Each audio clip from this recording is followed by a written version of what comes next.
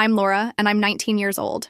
You don't have the class to talk to important people, my mother said, shoving a pile of greasy dishes into my hands while my sister Clara chatted with the mayor's wife at table 6. The lunch rush was in full swing, and there I was again, invisible, replaceable, and apparently too rough around the edges for customer service. Where are you watching from today? Drop your location in the comments below and hit that like and subscribe button if you've ever felt invisible in your own family. You'll definitely want to stick around for what happened next. Let me take you back to where this all started. Picture a 5-year-old standing on a wooden crate just to reach the industrial sink, soap bubbles up to her elbows, washing dishes that seemed bigger than she was. That was my childhood. Not playing with dolls or watching cartoons, but scrubbing pots and pans at Grandpa's restaurant. The place had been in our family since 1987, when my grandfather bought it with his life savings after immigrating from Italy. He called it Nonna's Kitchen, and it was his pride and joy. Every morning at 5 a.m., he'd unlock those heavy glass doors and transform the empty dining room into something magical. The smell of fresh garlic and basil would fill the air, and by noon, every table would be packed with regulars who came not just for the food, but for Grandpa's warm smile and terrible dad jokes. Mom inherited the restaurant when she was barely 19 and pregnant with me. My father had disappeared the moment he found out about the pregnancy, leaving her trapped in a life she never wanted. She'd dreamed of becoming a teacher, maybe traveling the world, but instead found herself tied to a business that demanded every waking hour. From the day I could walk, I was part of the operation. While other kids played outside, I learned the difference between a soup spoon and a teaspoon, how to fold napkins into perfect triangles, and most importantly, how to stay out of Mom's way when she was stressed, which was basically always. The restaurant became my second home, or rather, my only home. Our actual apartment above the restaurant was just a place to sleep between shifts. The real living happened downstairs, among the chaos of orders being shouted, plates clattering, and the constant hum of the industrial dishwasher that became the soundtrack to my childhood. Clara arrived 3 years later, and everything changed. Suddenly, there was this perfect little angel who could do no wrong, while I was expected to be the responsible one. When Clara was old enough to help, she somehow always ended up with the easy jobs, greeting customers with her sweet smile, bringing water to tables, making small talk with the regulars who would slip her dollar bills and tell her how precious she was. Me? I got the dishes. Always the dishes. Laura's better at the back-of-house stuff, Mom would say whenever anyone asked why Clara got to work the front while I scrubbed grease off industrial pans. She's more practical. That was Mom's polite way of saying I wasn't pretty enough, charming enough, or good enough to represent the family business. And maybe she was right. By age 10, I had calluses on my hands and a permanent smell of dish soap that no amount of perfume could mask. Clara, meanwhile, learned how to bat her eyelashes and remember customers' names, skills that apparently made her more valuable than my ability to single-handedly clean the entire kitchen during a dinner rush. The worst part wasn't the work itself, it was the invisibility. Customers would compliment Clara's smile and Mom's cooking, but I might as well have been part of the kitchen equipment. I was just the girl who made sure the plates were clean and the coffee cups were spotless. But here's what they didn't know about that quiet kid washing dishes in the back. I was watching everything, learning every aspect of the business, and storing away every slight for future reference. Little did they know that one day, those hands covered in dish soap would be signing the papers that would change everything. The day I finally understood how deep the favoritism ran was my 10th birthday. It was a Tuesday in March, and the restaurant was particularly busy. I'd been working since 6 a.m., helping Mom prep vegetables for the lunch rush, and my back ached from standing on that wooden crate for hours. Clara, who was 7 and supposedly too young for real work, had spent the morning drawing pictures at table 4 while I scrubbed potato peels off industrial pots. Around noon, Mrs. Peterson came in. She was the wife of the bank president and one of our most important customers. Mom immediately sprang into action, smoothing her apron and putting on her brightest smile. "Clara, sweetheart," she called out, completely ignoring me as I struggled to lift a heavy stock pot. "Come say hello to Mrs. Peterson. She loves to see how you've grown." I watched from the kitchen pass through as Clara practically skipped over to the woman, all smiles and curtsies. Mrs. Peterson made a huge fuss, commenting on Clara's pretty dress and how polite she was. Then she did something that made my stomach drop. She pulled out a $20 bill and handed it to my sister. "This is for being such a lovely young lady," Mrs. Peterson said, patting Clara's head. $20. That was more money than I'd ever seen at once, and Clara got it for literally just existing and looking cute. Meanwhile, I'd been working for 6 hours straight and hadn't even gotten a thank you from anyone. But what happened next was what really opened my eyes. Mom noticed me standing there, covered in flour and grease, watching the whole interaction.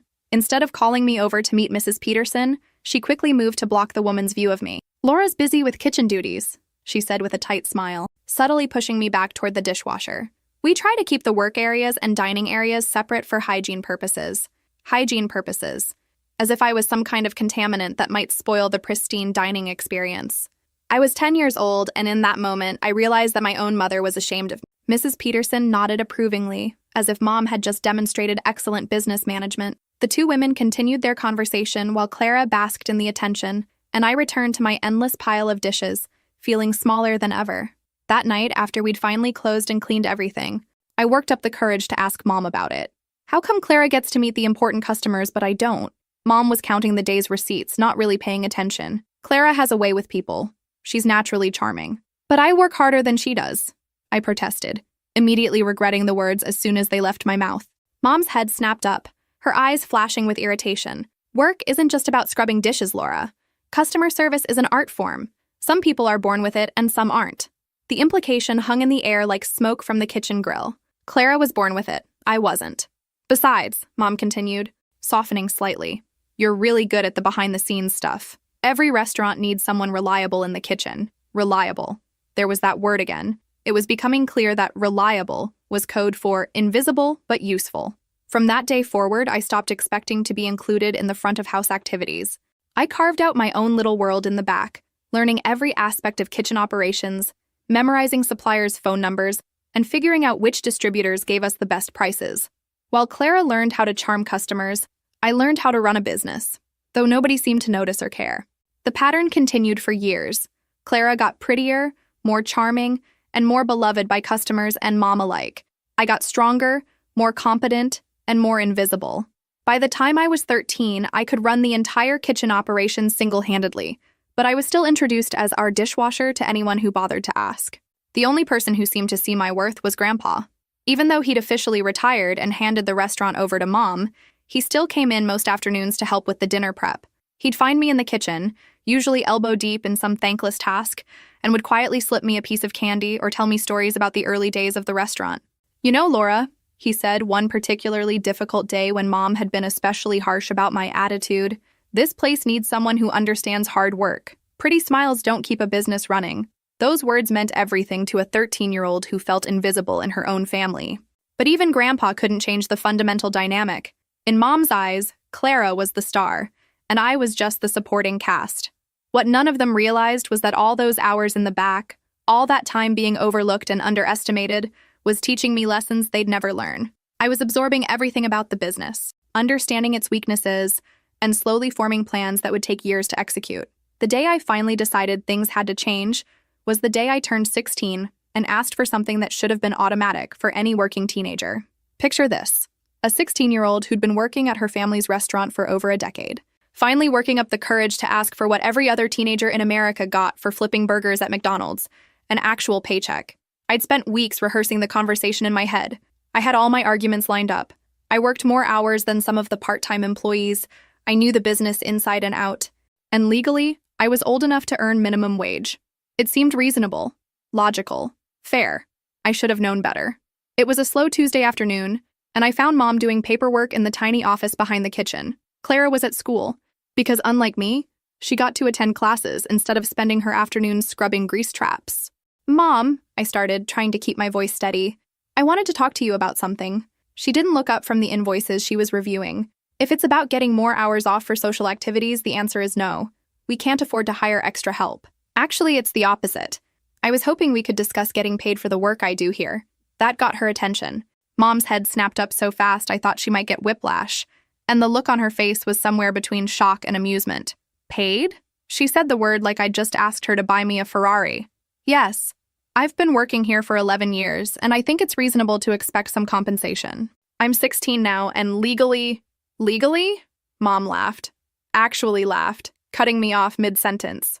"Laura, this is a family business. Family doesn't charge family for helping out. But Clara gets an allowance for doing basically nothing. And Clara is in school full-time and maintaining excellent grades.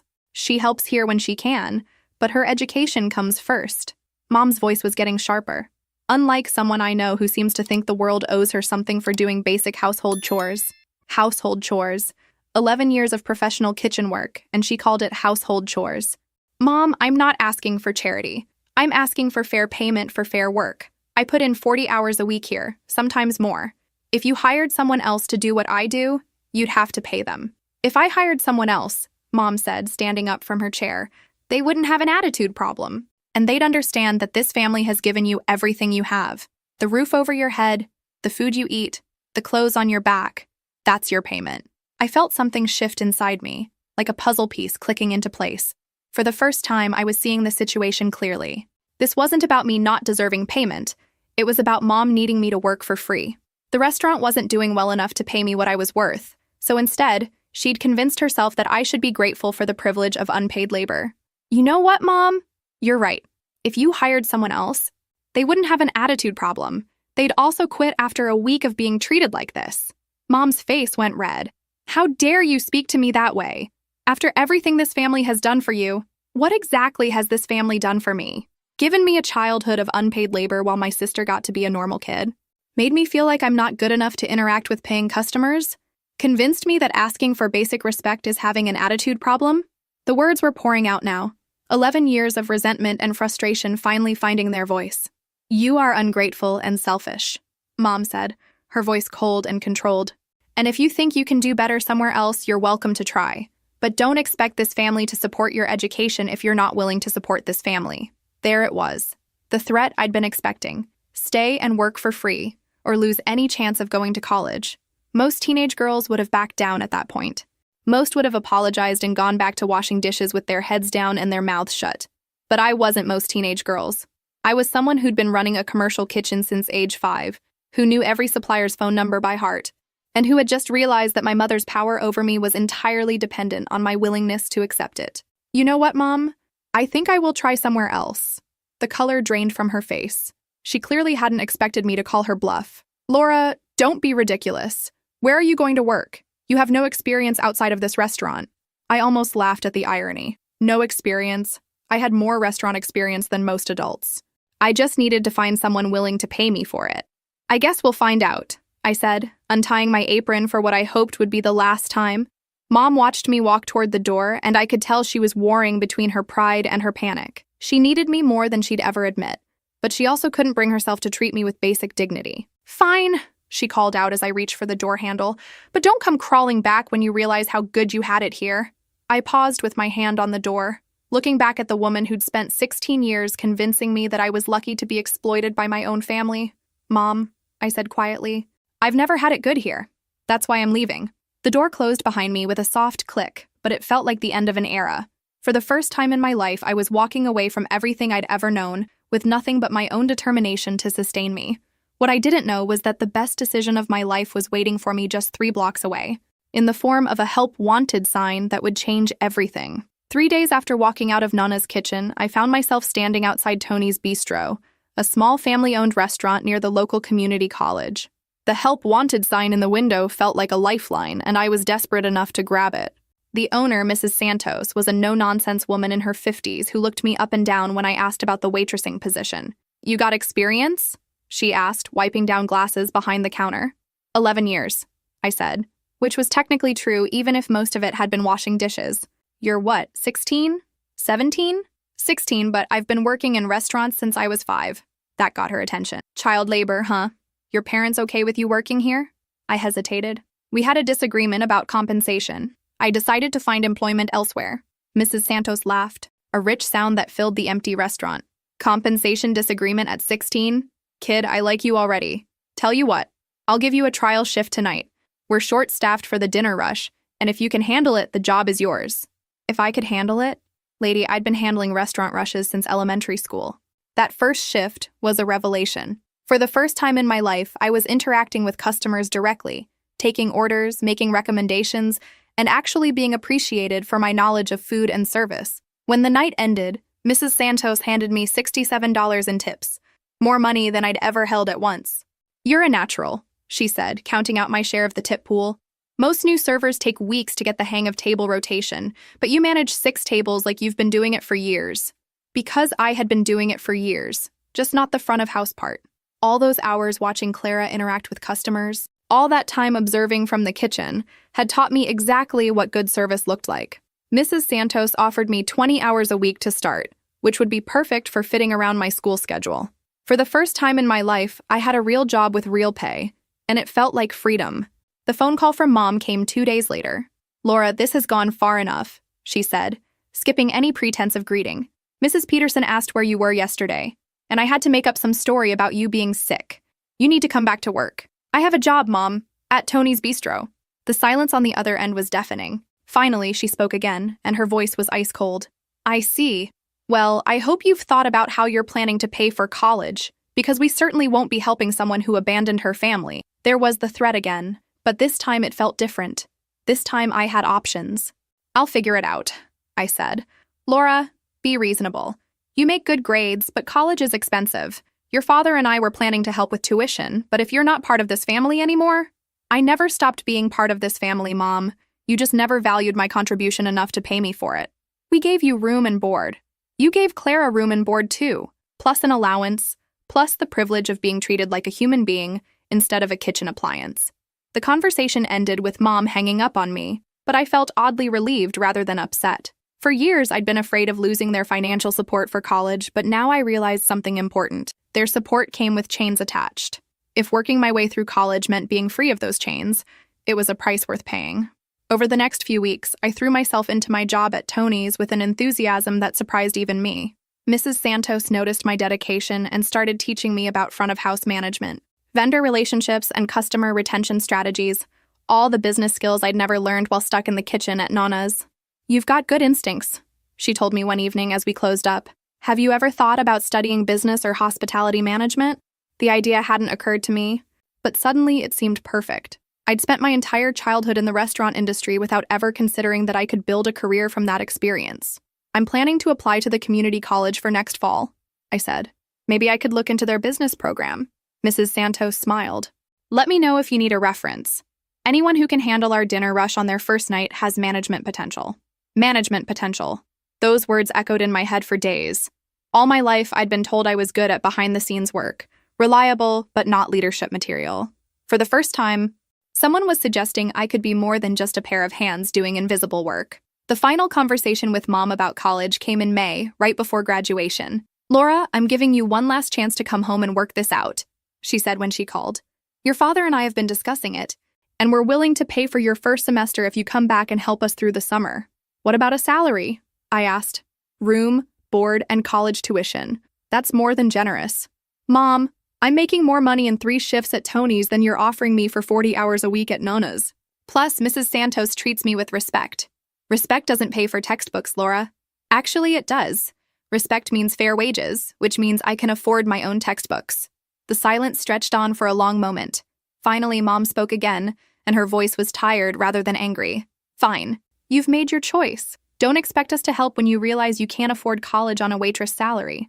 But here's the thing about being underestimated your whole life. It teaches you to find ways to succeed that nobody else thinks of." While Mom was convinced I'd fail without family support, I was already planning how to make it work. Community college was affordable, especially with the scholarships I'd been applying for. Mrs. Santos had offered to work around my class schedule, and she'd hinted about promoting me to shift supervisor once I turned 18. Most importantly, for the first time in my life, I was excited about my future instead of feeling trapped by it. The person who understood this best wasn't Mom or Clara, it was Grandpa. The knock on my apartment door came on a Tuesday night in September, 2 weeks after I'd started my first semester of community college. I was sitting at my tiny kitchen table, surrounded by textbooks and financial aid paperwork, trying to figure out how to stretch $18 until my next paycheck. When I opened the door, Grandpa stood there holding a bag of groceries and wearing the gentle smile that had gotten me through so many difficult days at the restaurant. "I hope you don't mind the surprise visit," he said, holding up the groceries. "I brought supplies for dinner." I hadn't seen him since I'd left Nonna's kitchen 5 months earlier. Mom had made it clear that I was persona non grata at family functions, and I'd been too proud to reach out, afraid he'd side with her. "Grandpa, I started, but he held up his hand. "Before you say anything, let me tell you something. I'm proud of you." Those 4 words hit me like a physical blow. Nobody had said they were proud of me in, well, ever. He stepped into my small apartment, looking around at the secondhand furniture and textbooks scattered everywhere. This place suits you. Small but efficient. Everything you need and nothing you don't. While he cooked, and it was surreal watching him work in my tiny kitchen after years of seeing him in the restaurant's industrial setup, he told me what had been happening at Nona's since I left. Your mother hired 2 part-time dishwashers to replace you, he said, stirring a pot of his famous marinara sauce. Between the 2 of them, they do about half the work you used to do, and they're costing her more than she budgeted for. I felt a petty surge of satisfaction. How's Clara handling the extra responsibility? Grandpa chuckled. Clara's doing fine at the front of the house, but she's not interested in learning kitchen operations. Your mother is doing most of the prep work herself now. Good, I said, then immediately felt guilty for the vindictive response. Don't feel bad for being human, Grandpa said, reading my expression perfectly. Your mother made her choice when she decided your labor wasn't worth paying for. Now she's learning the cost of that decision. Over dinner, we talked about my classes, my job at Tony's, and my plans for transferring to a 4-year university after I finished my associate degree. Grandpa listened with the kind of genuine interest I'd never gotten from Mom or Clara. Business management with a focus on hospitality, he mused when I told him about my major. That's perfect for you. You understand the industry from the ground up. Mrs. Santos thinks I could run my own place someday, I said, still barely believing it myself. Mrs. Santos is a smart woman. You've got the work ethic, the knowledge, and the determination. The only thing you were missing was someone who recognized your potential. As he was getting ready to leave, Grandpa paused at the door and pulled an envelope from his jacket pocket. This is from me, not from your parents, he said, pressing it into my hands. I know you're too proud to accept charity, so consider it a business investment. I'm investing in your future. Inside the envelope was $300, more money than I'd ever seen at once. There was also a note in his careful handwriting. For books, groceries, and believing in yourself. Your grandmother would be so proud of the woman you're becoming. I started crying right there in my doorway. All the stress and loneliness of the past 5 months finally catching up with me. Grandpa hugged me tight, and for a moment I felt like that little girl standing on a wooden crate, except this time someone was lifting me up instead of keeping me down. Your mother loves you, he said quietly, but she's afraid. She's afraid of losing the restaurant, afraid of not being good enough, afraid of a lot of things. Fear makes people do cruel things sometimes. That doesn't excuse how she's treated me. No, it doesn't. But understanding it might help you forgive her someday when you're ready. Grandpa started visiting once a week after that.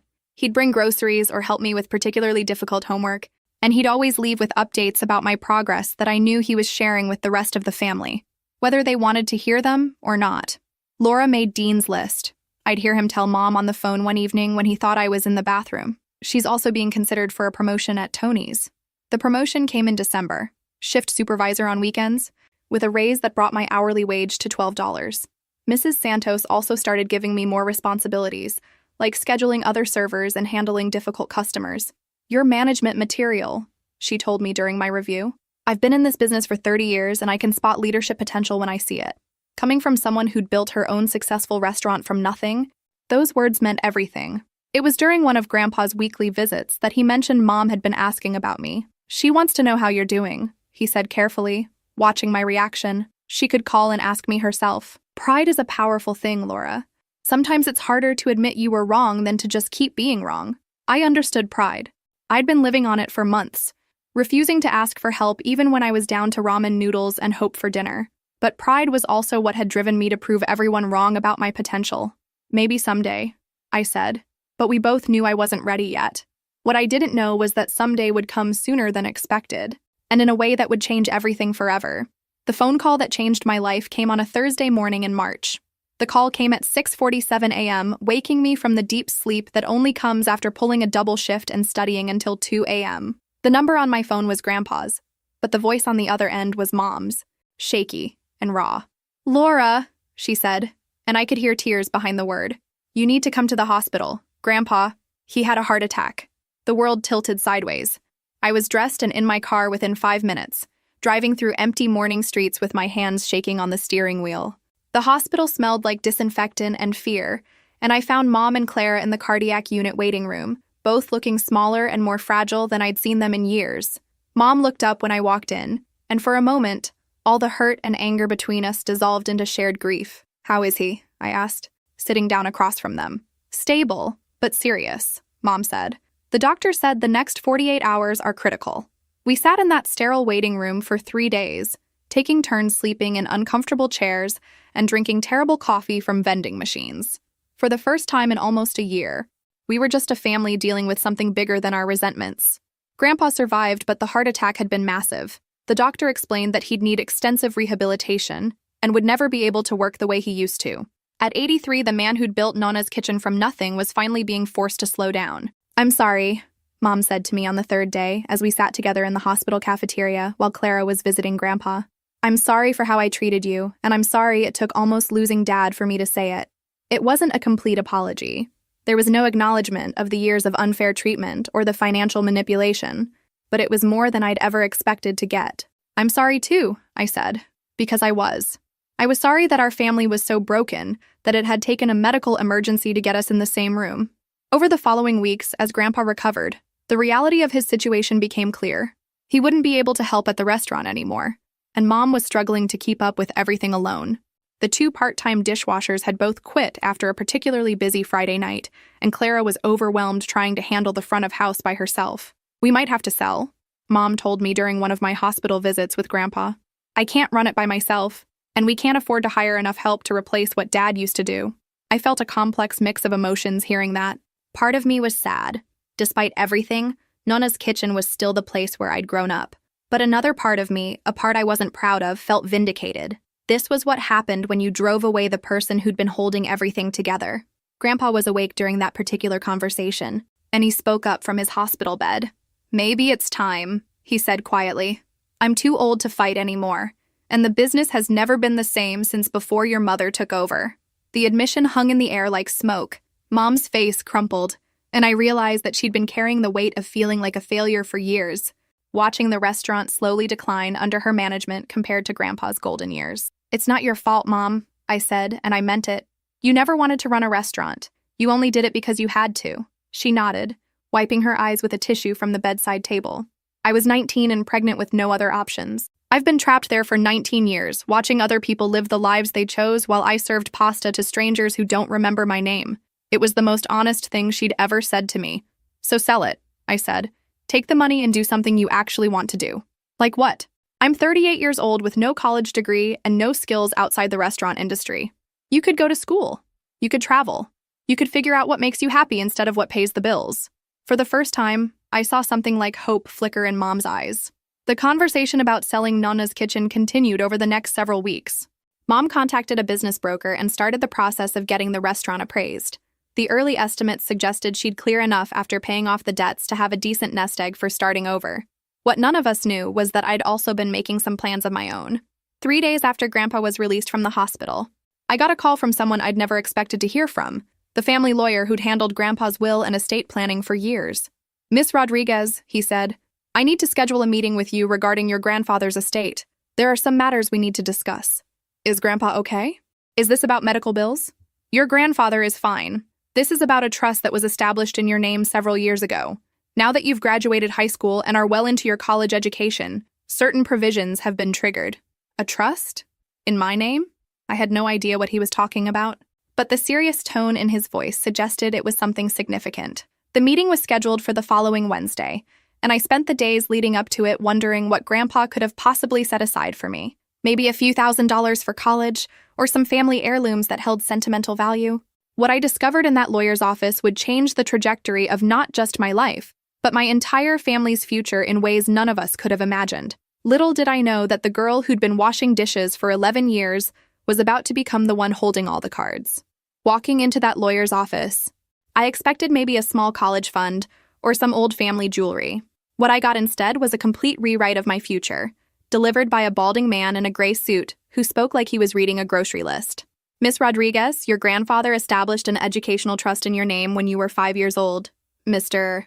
Henderson said, sliding a thick manila folder across his mahogany desk. "The principal amount, plus accumulated interest over 14 years, comes to approximately $128,000. I'm pretty sure my jaw actually hit the floor.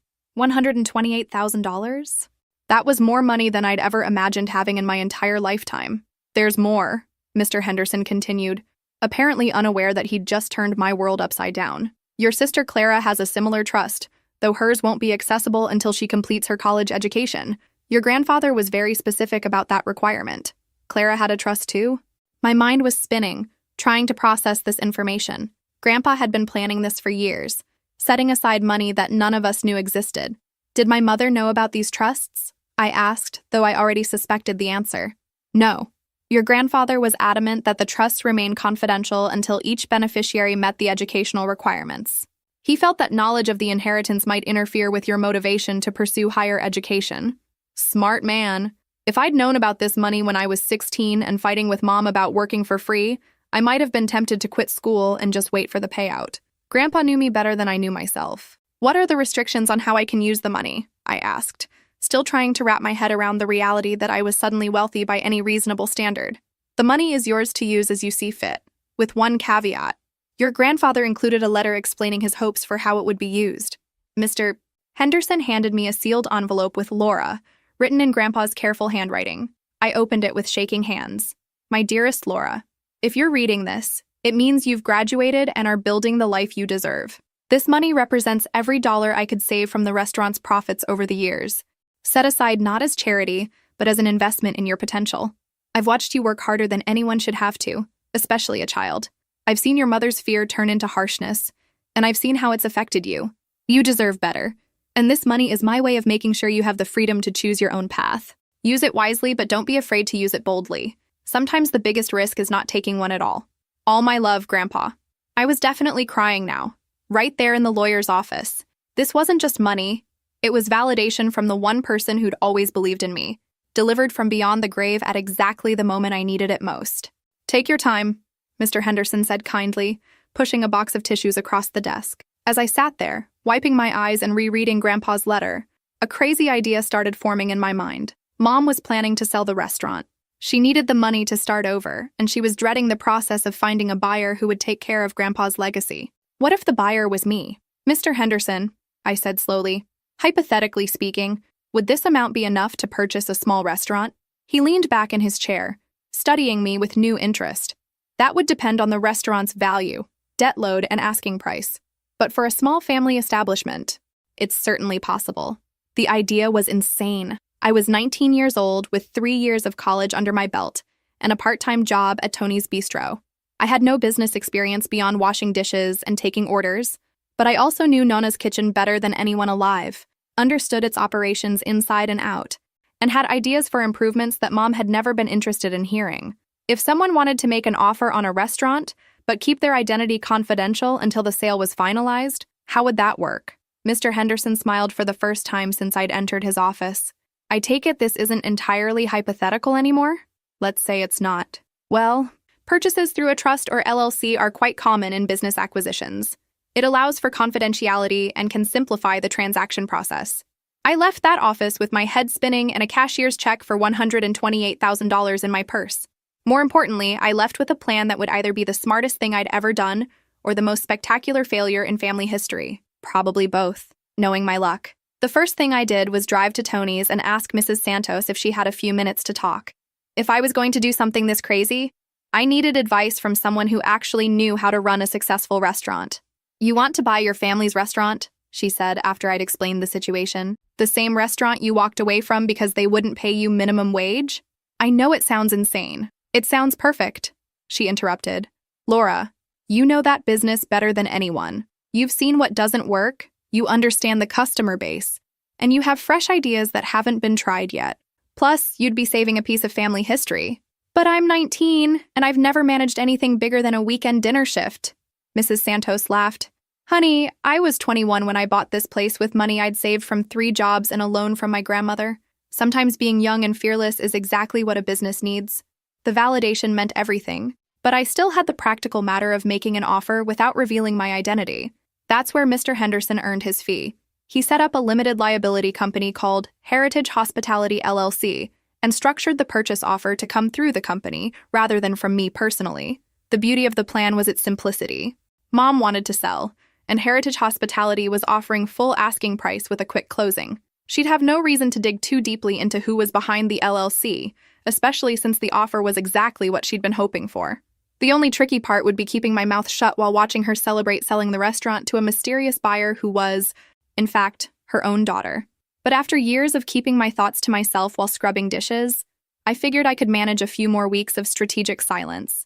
What I didn't anticipate was how hard it would be to watch Mom's relief and excitement about finally escaping the restaurant that had defined our entire family's life for decades. The phone call came 2 days after Mr. Henderson submitted the offer from Heritage Hospitality LLC. I was studying for my accounting midterm when Mom called, and her voice had an energy I hadn't heard in years. "Laura, the most amazing thing has happened," she said, practically breathless with excitement. "We got an offer on the restaurant. Full asking price, no contingencies, and they want to close within 3 weeks." I managed to sound appropriately surprised. "That's incredible, Mom. Who's buying it?" "Some investment company called Heritage Hospitality. The lawyer says they specialize in preserving family restaurants." "Isn't that perfect? I was so worried about selling to someone who would gut the place and turn it into a chain restaurant." The irony was almost too much. Here I was, having specifically chosen the name Heritage Hospitality to appeal to exactly those concerns, and Mom was falling for it completely. Sometimes being underestimated your whole life teaches you exactly how to be strategic. "That does sound perfect," I agreed. "How are you feeling about everything?" "Honestly? Relieved. I know that probably sounds terrible, but I've been carrying the weight of that place for 17 years. The thought of not having to worry about payroll and food costs and broken equipment, it feels like being able to breathe again." For the first time, I heard genuine happiness in my mother's voice when talking about the restaurant. Not the stressed, frustrated tone that had defined my childhood, but actual joy at the prospect of being free from it. "What will you do with the money?" I asked. "I've been thinking about that a lot. Maybe I'll go back to school, finish the degree I started before I got pregnant with you. Maybe I'll travel. I've never been outside of Texas. Can you believe that? I'm 36 years old and I've never seen the ocean." The wistful tone in her voice made me realize something important. Mom hadn't just been trapped by the restaurant financially, she'd been trapped emotionally. Every day she spent there was a reminder of dreams deferred and choices she hadn't been free to make. "That sounds wonderful, Mom." "It does, doesn't it? For the first time in years, I feel like I have possibilities instead of just obligations." After hanging up, I sat in my tiny apartment feeling a complex mix of emotions. I was happy that Mom would finally get her freedom, but I also felt the weight of what I was taking on. Buying the restaurant wasn't just about proving a point or getting revenge. I was now responsible for preserving something that had been the center of our family's life for decades. The due diligence process was surprisingly smooth. Heritage Hospitality's accountant, who was actually Mr. Henderson's business partner, reviewed the books and confirmed that while the restaurant was profitable, it was operating on thin margins that could be improved with better management and some strategic changes. "The bones are good," he told me during a conference call. "The location is excellent, the equipment is well maintained, and there's a solid base of regular customers. The main issues are operational inefficiency and lack of marketing. Both of those are fixable." I found myself getting excited about the possibilities. I'd been thinking about improvements to Nona's kitchen since I was old enough to have opinions, but no one had ever asked for my input. Now I'd have the freedom to implement all those ideas I'd been storing up for years. The first thing I wanted to do was update the menu.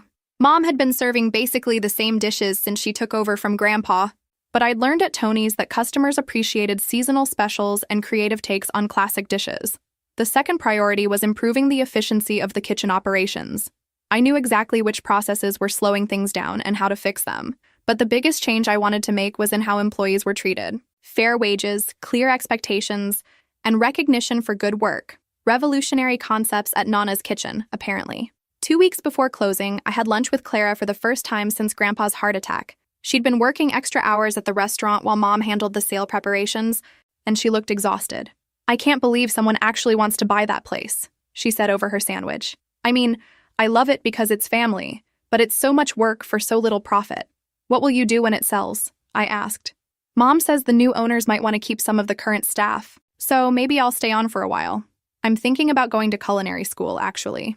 All this time working in the kitchen has made me realize I actually enjoy cooking." That was news to me. Clara had always seemed more interested in the front of house work when we were kids. "When did you get interested in cooking?"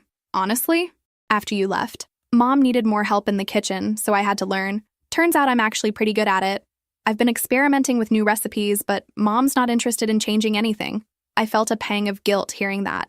While I'd been focused on my own struggles, Clara had been dealing with the aftermath of my departure and discovering her own interests in the process.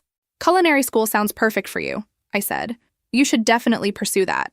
"Maybe. It's expensive, though, and I don't have any savings." I almost told her about her trust fund right then, but caught myself. That wasn't my secret to reveal. And Clara needed to finish high school first anyway. You'll figure it out, I said instead. You're smarter than you give yourself credit for. The closing was scheduled for the following Friday at 10 a.m. Mom had decided to throw herself a birthday party the Saturday before, a combination celebration of turning 37 and farewell party for the restaurant. She'd invited the whole family and all the regular customers. It feels like the end of an era, she told me when she called with the invitation. I want to do something special to mark the transition. Perfect. A room full of family and friends, everyone celebrating Mom's newfound freedom and saying goodbye to Nona's kitchen as we'd always known it. It would be the ideal setting for revealing exactly who Heritage Hospitality LLC really was. I just had to survive 6 more days of keeping the biggest secret of my life. The closing took place in Mr. Henderson's conference room on a crisp Friday morning in October. Mom sat across from me. Well, across from the representative of Heritage Hospitality LLC, which happened to be me wearing a navy business suit I'd borrowed from Mrs. Santos and trying to look older than my 19 years. So you're the mysterious buyer, Mom said with a smile, clearly relieved to finally meet the person taking over her life's burden. I have to admit I was curious about who was behind Heritage Hospitality. I shook her hand professionally, hoping my voice wouldn't betray anything. We're committed to preserving the character and tradition of Nona's kitchen while bringing it into the modern market. That wasn't technically a lie. I absolutely plan to honor Grandpa's legacy while making the improvements the restaurant desperately needed. I just wasn't ready to reveal that we was actually me quite yet. The paperwork took 2 hours. Deed transfers, loan documents, equipment inventories, liquor license transfers, all the mundane details that officially made me the owner of the restaurant where I'd spent my entire childhood washing dishes for free. When Mr. Henderson handed me the keys, Mom actually got a little emotional. Take care of her, she said, and I could tell she meant it. That place represents 3 generations of family history. My father built something beautiful there. I understand the responsibility, I said, which was probably the most honest thing I'd said all morning. The restaurant will be in good hands.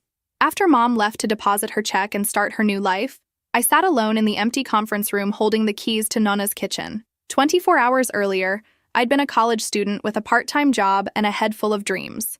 Now I was a business owner with employees, overhead, and the weight of family legacy resting on my shoulders.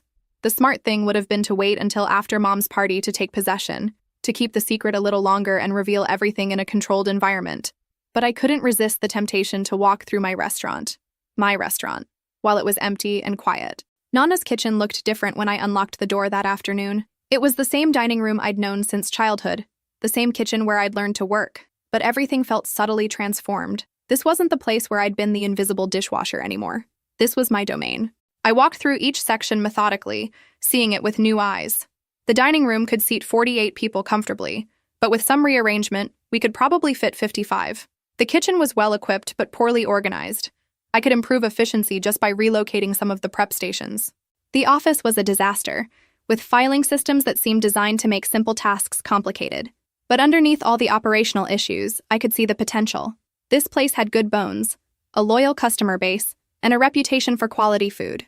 With some strategic improvements and actual investment in marketing, Nona's kitchen could be more successful than it had ever been. The first thing I did was sit down with the employee files. Mom had been running the restaurant with a skeleton crew, 2 part-time cooks, 3 servers who rotated shifts, and whatever family members were available to fill gaps. Everyone was being paid minimum wage with no benefits, no paid time off, and no real opportunities for advancement. That was going to change immediately. I spent the rest of the day making lists, improvements to implement, staff changes to make, menu items to test. By the time I locked up that evening, I had a comprehensive plan for the first 90 days of ownership. The hardest part was going home and pretending nothing had changed. When Clara called to ask how my day had been, I had to bite my tongue to keep from telling her that I'd spent the afternoon planning her future workplace. Just studying, I said. How's the prep going for Mom's party tomorrow? Good, I think. She's so excited about starting over. I haven't seen her this happy in years. That's great. She deserves to be happy. Laura, can I ask you something? Sure. Do you think you'll ever come back to work at the restaurant? I know things ended badly between you and Mom, but maybe the new owners would be interested in hiring someone with your experience. I almost laughed out loud. If only she knew. I don't think that's likely, I said. I'm pretty committed to finishing my degree right now. I get that. I think you'd be really good at running a place like that. You understood the business better than any of us, even when we were kids. Coming from Clara, who'd gotten all the recognition and praise growing up, That acknowledgement meant more than she could possibly know. Thanks, Clara. That means a lot. Saturday morning, I woke up with butterflies in my stomach. In 12 hours, I'd be revealing to my entire family that the broke college student they'd written off had just become their boss. Well, technically, Clara's boss. Mom would be free to start her new life, and I'd be the one responsible for carrying on Grandpa's legacy. I chose my outfit carefully. A simple black dress that was professional but not flashy, paired with the pearl necklace Grandpa had given me for my 18th birthday. If I was going to drop the biggest bombshell in family history, I wanted to look the part. The party was scheduled to start at 6 p.m., with dinner at 7 and toasts afterward. Perfect timing for a grand announcement that would cap off the evening and give everyone something to talk about for years to come. I arrived fashionably late, walking into the restaurant that was now mine while everyone assumed I was just another guest celebrating Mom's birthday and the end of an era. The irony was delicious. "Laura," Mom hugged me tight when she saw me. "I'm so glad you came. I know we haven't always seen eye to eye, but family is family. I wouldn't miss it," I said, looking around at the dining room full of relatives, family friends, and longtime customers. "This is really something special." "It's the perfect send-off," she agreed. "Tomorrow, this place starts a new chapter, and so do I." If she only knew how right she was. The party was everything Mom had hoped for. A perfect blend of nostalgia and celebration that honored the past while looking forward to new possibilities. Aunt Martha had made her famous tiramisu. Uncle Tony brought his guitar and played Italian folk songs that Grandpa used to hum while cooking. And even some of the regular customers had shown up to wish Mom well in her new adventure. I spent the first hour mingling and making small talk, all while carrying the secret that would change everything. Mrs. Peterson was there. The same woman who'd slipped Clara $20 years ago while treating me like kitchen equipment, complimenting Mom on how lovely the restaurant looked and asking about her plans for retirement. "I'm thinking about going back to school," Mom told her, practically glowing with excitement. "Maybe studying education, like I always wanted to do before life got in the way." "How wonderful! And what about the restaurant? I heard it sold to some investment company?" "Heritage Hospitality. They seem committed to maintaining the family atmosphere while modernizing the operations. I'm actually looking forward to seeing what they do with the place." I nearly choked on my wine. Mom was literally describing my business plan to someone while I stood 3 feet away, invisible as always. Clara appeared at my elbow, looking slightly overwhelmed by her hostess duties. "Can you believe this turnout?" she said, gesturing around the packed dining room. "Mom invited half the town. She deserves a good send-off," I said. 17 years of running this place. That's no small accomplishment. I'm going to miss it, you know. Even though it was a lot of work, there's something special about this place. I hope the new owners understand that.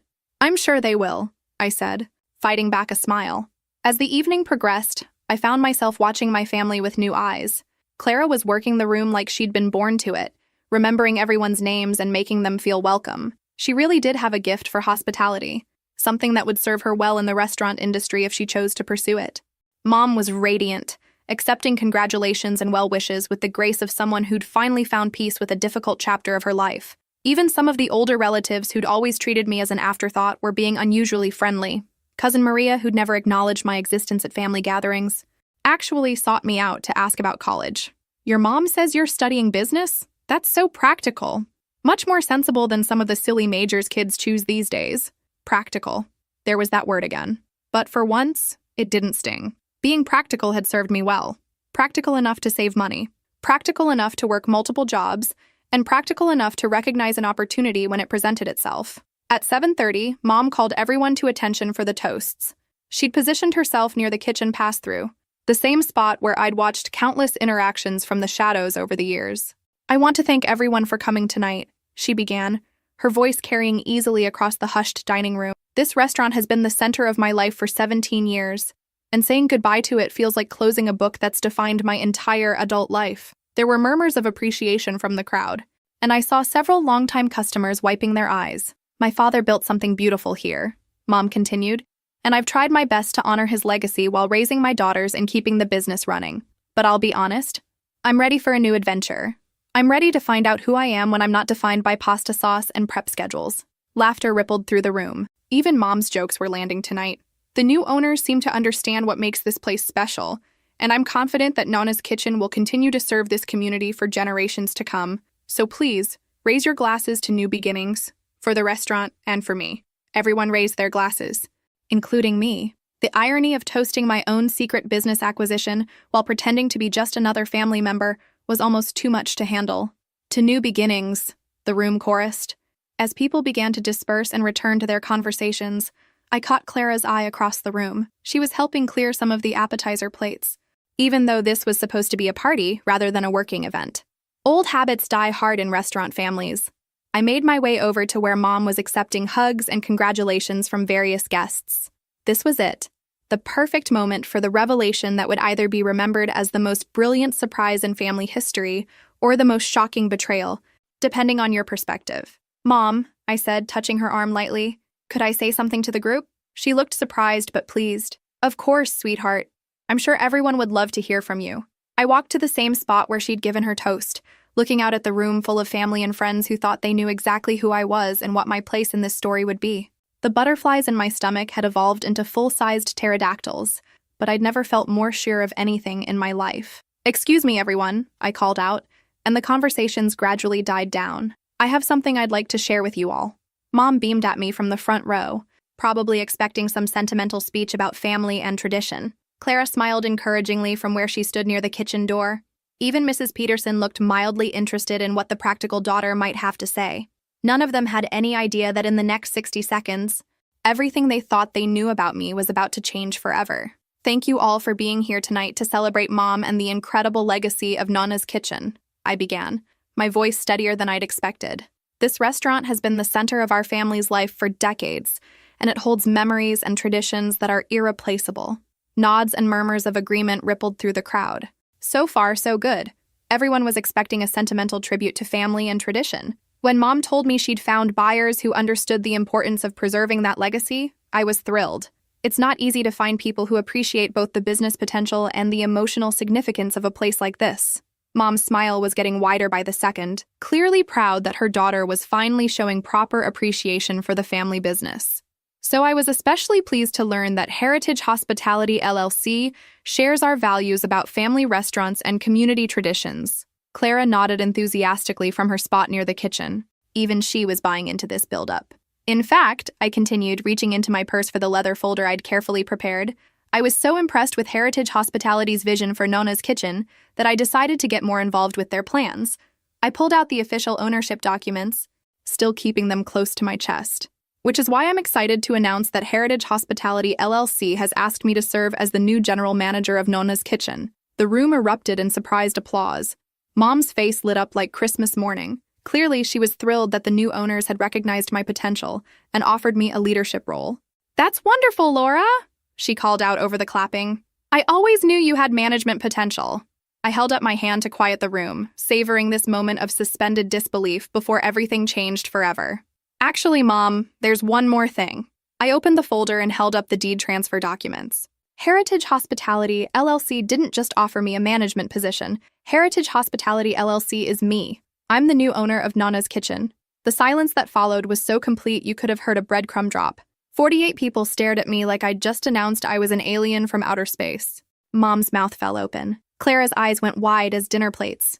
Mrs. Peterson looked like she was having a minor stroke. "I used my inheritance from Grandpa," I continued into the stunned silence. "The educational trust he set up years ago that none of you knew about. Yesterday morning, I officially became the owner of the restaurant where I spent my childhood washing dishes and dreaming about the day when my work would actually be valued." The reactions were immediate and varied. Cousin Maria started whispering frantically to her husband. Uncle Tony's guitar playing stopped mid-chord. Aunt Martha began laughing. Actual, delighted laughter that filled the shocked silence. But I was only watching two faces, Mom's and Clara's. Clara recovered first, a slow smile spreading across her face as the implications sank in. "You bought the restaurant? Laura, that's incredible." Mom, on the other hand, looked like she was processing the information in stages. First confusion, then realization, then something that might have been pride, or might have been shock. I couldn't tell which. "Your Heritage Hospitality?" she said finally. "I am. And before anyone starts worrying, nothing changes about your buyout, Mom. You got exactly the deal you wanted, with exactly the timeline you needed. The money is in your account, and you're free to start your new life just like we discussed." "But how? When? How long have you been planning this?" "Since the day I met with Grandpa's lawyer and learned about the trust. I realized I had the opportunity to save something that means everything to our family while finally getting the chance to prove what I'm capable of." Mrs. Peterson finally found her voice. You mean to tell me that quiet little girl who used to wash dishes is now the owner of this restaurant? I turned to look at her directly, remembering every slight and dismissal from my childhood. That quiet little girl learned every aspect of this business while everyone else was focused on appearances. Turns out, knowing how to actually run a restaurant is more valuable than knowing how to look pretty while serving it. The room was still processing, but I could see the shift happening. People were reassessing, recalibrating their understanding of who I'd been versus who I actually was. "Laura," Mom said, and her voice was strange. Not angry, not upset, but something else entirely. "I don't know what to say." "You don't have to say anything." "Mom, you wanted out, and now you're out. I wanted in, and now I'm in. It's a win-win situation." "But you're so young. Running a restaurant is incredibly difficult." "I know. I've been doing it unpaid since I was 5 years old." That landed with the impact I'd intended. Several people in the crowd actually winced. Clara stepped forward, and to my surprise, she was grinning. "Can I still work here?" she asked, because I was actually hoping the new owners would keep me on, and if the new owner is my sister. "Actually," I said, pulling out another folder, "I was hoping you'd consider staying on as head server while you finish high school. And if you're serious about culinary school, I'd like to help you apply. This place could use some fresh menu ideas." Clara's face absolutely glowed. "Are you serious?" "Dead serious. I'll pay you properly, give you real experience, and support your education. It's what family should do." The room was watching this exchange like a tennis match, but I could see approval in many faces. Even some of the relatives who'd always dismissed me were looking impressed. Mom was still staring at me like she was seeing me for the first time. "I can't believe you did this," she said finally. "I can't believe you actually did this." "Neither can I, honestly. But here we are. Are you angry with me? Is this some kind of revenge?" I considered the question seriously. "It's not revenge, Mom. It's opportunity. You get to start fresh, I get to build something meaningful, and Clara gets to learn the business properly. Grandpa would be proud." At the mention of Grandpa, something shifted in Mom's expression. The shock was fading, replaced by something that looked like wonder. "He really would be, wouldn't he? He always said you understood this business better than any of us. He saw potential in me when no one else did. Now I get to honor that." The crowd was starting to buzz with conversation again as people processed what had just happened. I could hear fragments of discussion, surprise, admiration, and probably a fair amount of gossip material that would fuel family gatherings for years to come. But the most important conversation was happening right in front of me, with the two people whose approval had mattered most to me my entire life, even when I'd convinced myself it didn't. The party transformed after my announcement. What had started as a farewell celebration became something more like a coronation, with longtime customers coming up to congratulate me and share their hopes for the restaurant's future. Even Mrs. Peterson approached me with what might have been respect in her eyes. "I must admit, I underestimated you completely," she said, extending her hand for a proper handshake. "Your grandfather always spoke highly of your work ethic, but I thought he was just being a doting grandfather." "Grandpa saw things other people missed," I replied, accepting her handshake, including potential in a girl who spent too much time in the back to be noticed up front. After the crowd began to thin out around 10 p.m., I found myself alone with Mom and Clara in the dining room that was now officially mine. We'd sent the last guests home with takeout containers of leftover birthday cake, and the three of us were sitting at table 6, the same table where Mrs. Peterson used to slip Clara $20 bills while ignoring my existence. "I keep expecting to wake up and find out this was all a dream," Mom said, shaking her head. 3 hours ago, I thought I was selling to strangers. Now my daughter owns the family restaurant. How does it feel?" I asked. "Really?"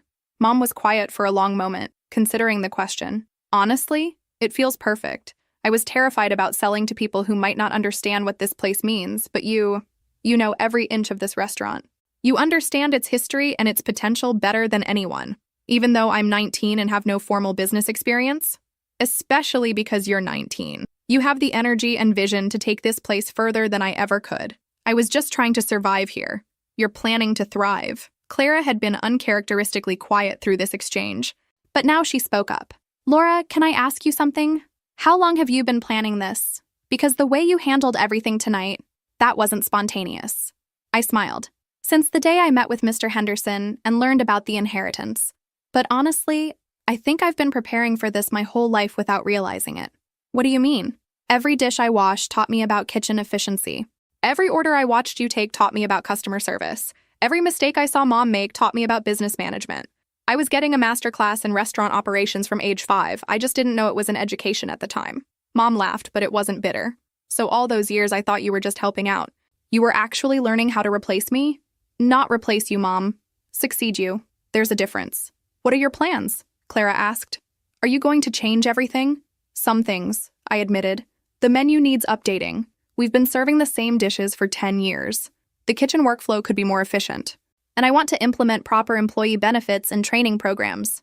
What about the staff? Everyone who wants to stay can stay, as long as they're willing to adapt to new standards. I'm planning to pay better wages and offer real advancement opportunities. Clara's eyes lit up. And you really meant what you said about culinary school? Absolutely. If you're serious about it, I'll help you apply and arrange your work schedule around classes. This place needs someone with formal culinary training, and I'd rather that someone be family. What about college for me? Clara asked. Culinary school is college, Clara. It's professional education that leads to a career you're passionate about.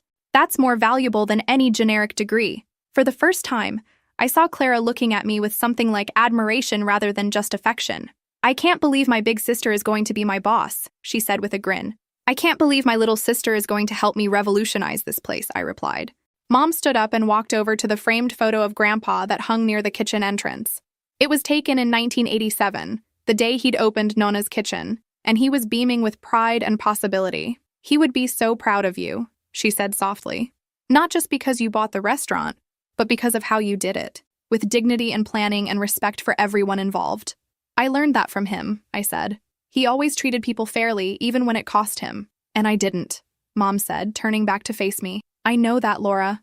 I know I treated you unfairly for years, and I know buying this restaurant doesn't erase that history. It's not about erasing history, Mom. It's about writing a better future. She nodded, and I could see tears in her eyes. I'm proud of you, she said simply. I should have been saying that for years, but I'm saying it now. I'm proud of the woman you've become, and I'm grateful that Grandpa's legacy is in your hands. 3 months later, Nona's kitchen reopened after a brief renovation with an updated menu, improved operations, and a staff that was properly trained and fairly compensated. Clara had enrolled in culinary school and was working part-time as our sous chef, bringing fresh ideas and professional techniques to balance our traditional recipes. Mom used her money from the sale to enroll in a teaching program at the state university. She sent me postcards from her travels during school breaks, the ocean in California, the mountains in Colorado, all the places she'd dreamed of seeing while trapped behind a stove for 17 years. A year later, when Clara turned 18 and gained access to her own inheritance, she used the money to buy half the restaurant and become my official business partner. We split responsibilities based on our strengths. I handled operations and business development while she managed the kitchen and menu innovation. The restaurant thrived under our partnership, earning recognition from local food critics and building a reputation that extended far beyond our original customer base. We opened for lunch service, added catering options, and even began offering cooking classes on Sunday afternoons. But the most satisfying moment came on a busy Friday night when I was expediting orders in the kitchen and overheard 2 customers talking at table 6. The food here has gotten incredible, one woman said to her companion. Ever since those young women took over, it's like a completely different restaurant. I heard one of them used to wash dishes here as a child, the other woman replied. Now she owns the place. It's like something out of a movie. I smiled as I plated their entrees, thinking about that little girl who used to stand on a wooden crate to reach the sink. She'd grown up to prove that sometimes the person everyone overlooks is exactly the person who's been paying attention all along. If this story resonated with you, make sure to hit that like and subscribe button for more incredible true stories of family, determination, and the sweet taste of proving everyone wrong. Drop a comment below and tell me about a time when you surprised everyone by achieving something they never thought you could do.